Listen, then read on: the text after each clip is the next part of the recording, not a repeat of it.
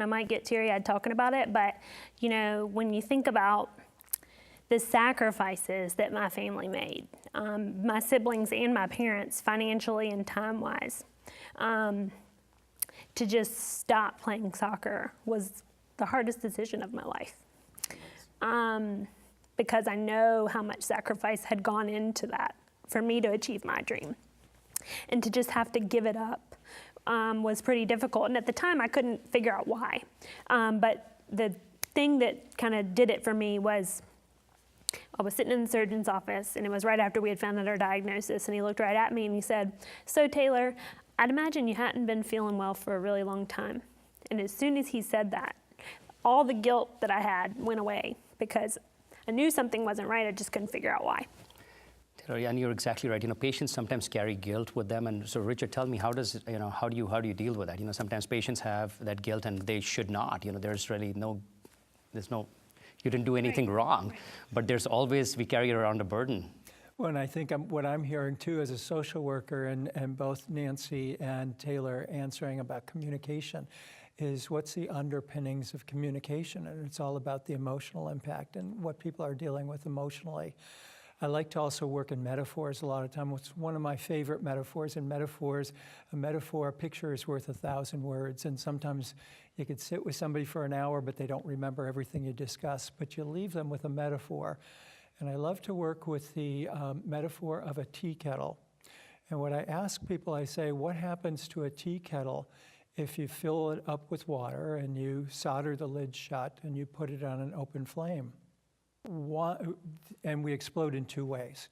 We explode on those people that we love oftentimes and that we know can take it, and aggression, or we implode on ourselves in depression.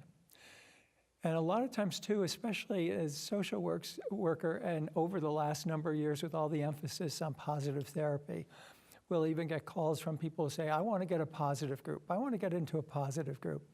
And you've got to tell them that a group, to be honest, there's a place for being positive. There's a place for hope. There's a place for love, but there's also got to be a place for sadness and anger and all of those. And like the tea kettle, if you just fill a tea kettle with water and you put it on an open flame, it dissipates slowly. And that's the whole going back almost to the mind-body issue too, is that if we keep holding in those negative emotions, they don't disappear. They manifest themselves in other ways, in relationships or physically. So finding ways to let out those emotions open the door to better communication. So I can say, Taylor, that's, you're such an amazing human being. You're so articulate, so well aware, and 21 you face this. I don't think not playing soccer is but I can completely see that, as far as a little bit, kind of carrying that with you. So what about, Nancy, what about this open communication in your house? Do you think that really helped, kind of talking about it? Did you ever talk about the soccer to your dad and everything after that? Yeah, he still jokes on me. He's like, "You're gonna go run 120s?" 120s were the fitness test that I had trouble passing. So we still talk about it, and I still go out and play on occasion, but yeah. And I think, originally when Taylor was, before she was diagnosed, going back to the fact that the surgeon said, "I bet you haven't been feeling well for a while." My husband laughs now. He's let go of the guilt, but he did have some guilt initially because there was some time that Taylor would stand on the soccer field with her hands on her hips. And we were filming her because she was going to play college soccer. And my husband would tease her and say, "You can't stand on the soccer field with your hands on the hips."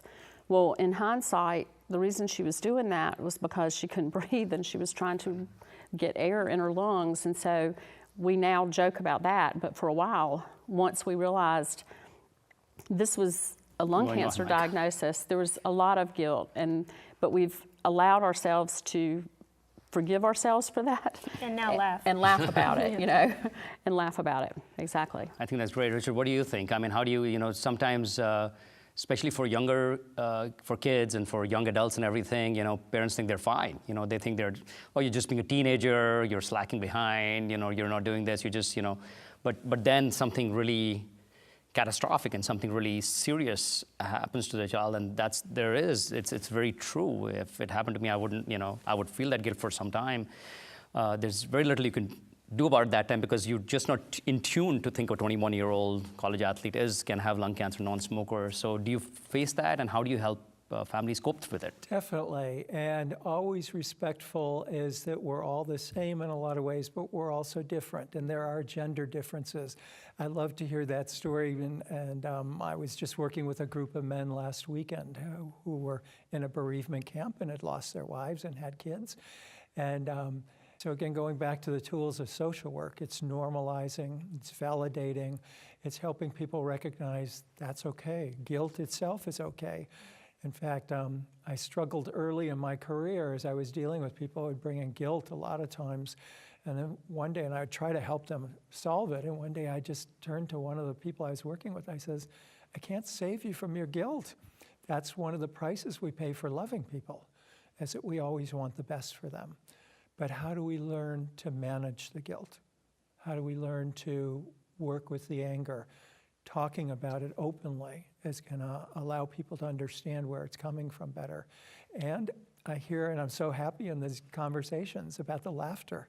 There is place for laughter, and that's healthy even in the midst of a crisis.